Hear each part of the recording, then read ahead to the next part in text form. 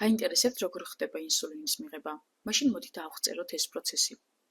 ადამიანის უჯრედი შეიცავს ინსულინის ერთ გენს, რომელიც ინსულინის სინთეზისათვის საჭირო ინსტრუქციას შეიცავს.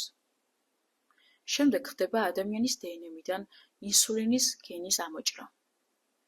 ინსულინის მისაღებად გამოიყენება ბაქტერია ეშერიხია კოლის, იგივე ნაწლავის ჩხირის და საფუარის სოკოს საქარომიცეს ცელევიზიას უჯრედები. პლაზმიდს, რომელიც წარმოადგენს დნმ-ის პატარა მრგვალ ფრაგმენტს, გამოყოფენ ბაქტერიული უჯრედებიდან. რეკომბინანტული დნმ ტექნოლოგიის გამოყენებით ხდება ადამიანის ინსულინის გენის ჩასმა ბაქტერიულ პლაზმიდში. მოდიფიცირებული პლაზმიდი, რომელიც ადამიანის ინსულინის გენს შეიცავს, ხელახლა შეყავთ ბაქტერიულ უჯრედში. იწყება ბაქტერიების გამრავლება და ინსულინის წარმოების პროცესი. შემდეგ ეტაპზე ხდება უჯრედებიდან ინსულინის ექსტრაქცია და მისი გაწმენდა, რათა უსაფრთხო იყოს პაციენტებზე გამოსაყენებლად.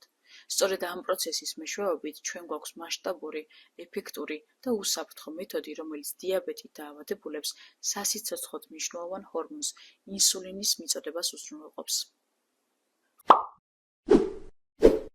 გამოიწერეთ ჩვენი სოციალური პლატფორმები, რათა არ გამოგრჩეთ მნიშვნელოვანი ინფორმაციები.